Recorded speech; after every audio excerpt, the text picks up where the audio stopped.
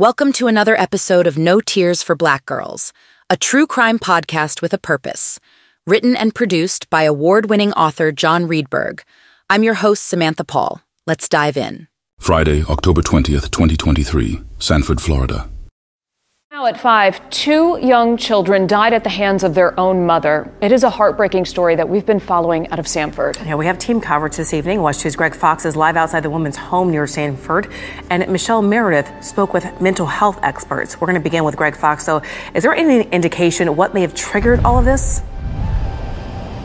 So far, no, and that's the frustrating thing for detectives. They've been talking with family members of Catorreia Hutto, and they know that she had mental health challenges, but nothing that was violent. And about a year ago, they moved into this house after they acquired it from Habitat for Humanity, she and the kids, and everything seemed to be going well until the shocking events of today. Xavier Jackson's disturbing tale of heartache and loss began when he found out that their own mother killed the angels he made, his 5-year-old twins, Ahmad and Ava, after she had jumped to her death in Florida. He recalls his children, Ahmad, the introspective one, Ava, with her never-ending chatter. But the tragedy he now confronts dims any joy they brought him. Xavier must arrange a funeral for his beloved twins. Guilt racks him as he ponders if there was anything else he could have done differently to save them. Now Xavier is left with broken dreams and unanswered questions. The Sanford, Florida Police Department is in shock after a series of tragic events unfolded on Friday morning, October 20th. Detectives believe that a mother's dark mission culminated in the murder of her 2 children at their home.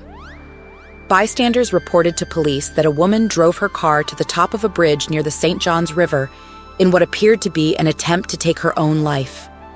Catorreia Hutto ran from the passenger window and plunged into the river below. Deputies arrived on scene and pulled her body from the water, aware that something was amiss, leading them back to her family home, where they found young Ahmad and Ava inside, appearing as if they were sleeping until they realized this nightmare was real. Their mother's hands has murdered both children. A story of heartbreak and unbearable pain, leaving behind indelible scars for generations to come. As questions remain unanswered, dark secrets hung in the air. Hutto's fragile mental state had cast a menacing shadow over her children. All seemed to point towards a demise that took their mother from them far too early. She, like many others, was just trying to make ends meet in a world full of uncertainty and danger. But few knew about the anguish she kept bottled up within until it was too late. Xavier, who tries to understand why his family was taken away so soon, wonders why this tragedy befell them, leaving him with nothing but a void of despair.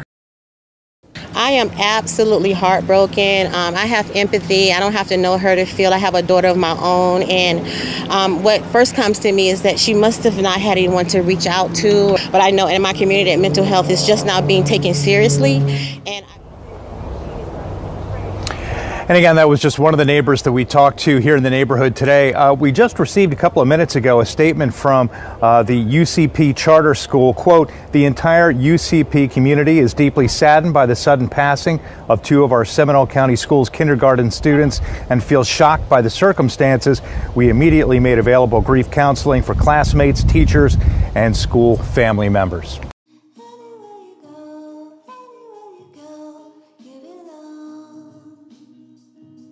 It's time to remove the stigma surrounding mental illness in the Black community. Studies show that Blacks are 20% more likely than the general population to suffer from serious mental health conditions. Yet while 40% of whites seek help for these issues, only 25% of us do. We must cease denying the existence of mental health and commence educating our churches, neighborhoods, and households about its equal significance to physical health. Mental illness can manifest itself, from depression and anxiety to bipolar disorder, schizophrenia, and substance abuse.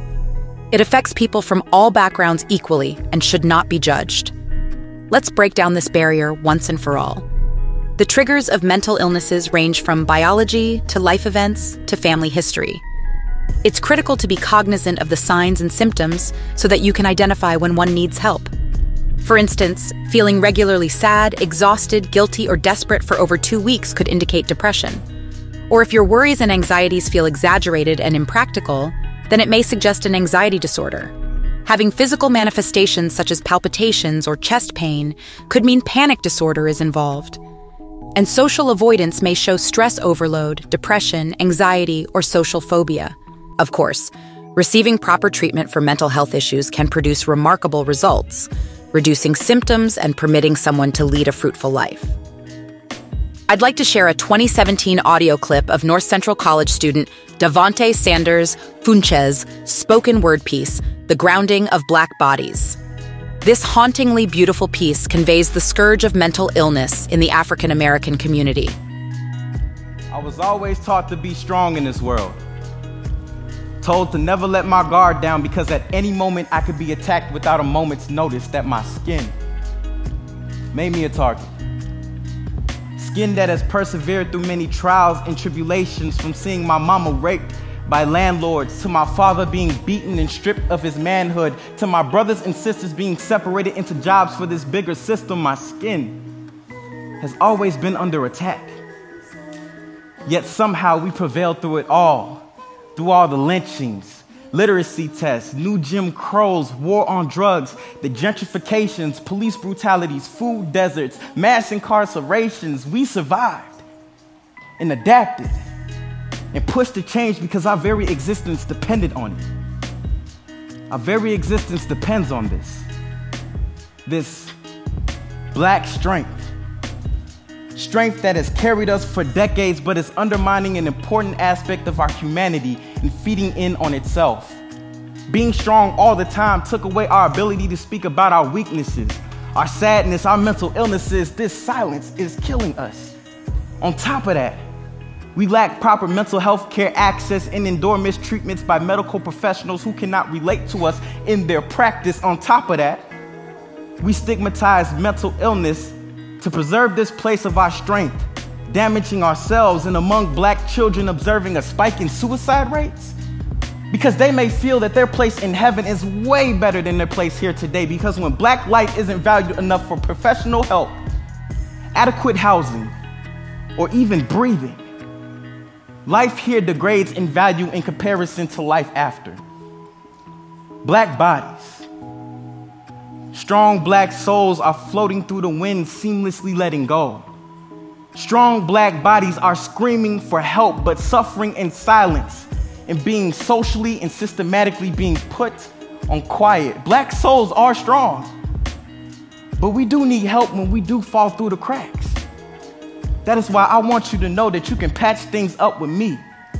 All right, we can kick it back like it was a drive-through movie in the 1970s. We can get some help from people who actually understand us, refute our standards of stigmatizing mental illness, and fight against the structures that chronically misdiagnose what this really is. Fight against the racism that brings up our mental health issues and lowers our treatment options, bringing us one step closer to seeing no other option.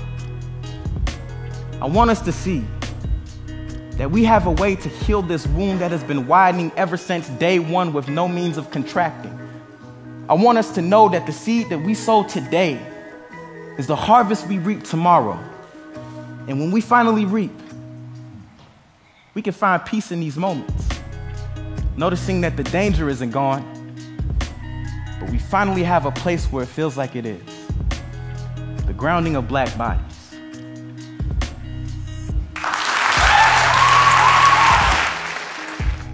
Love us?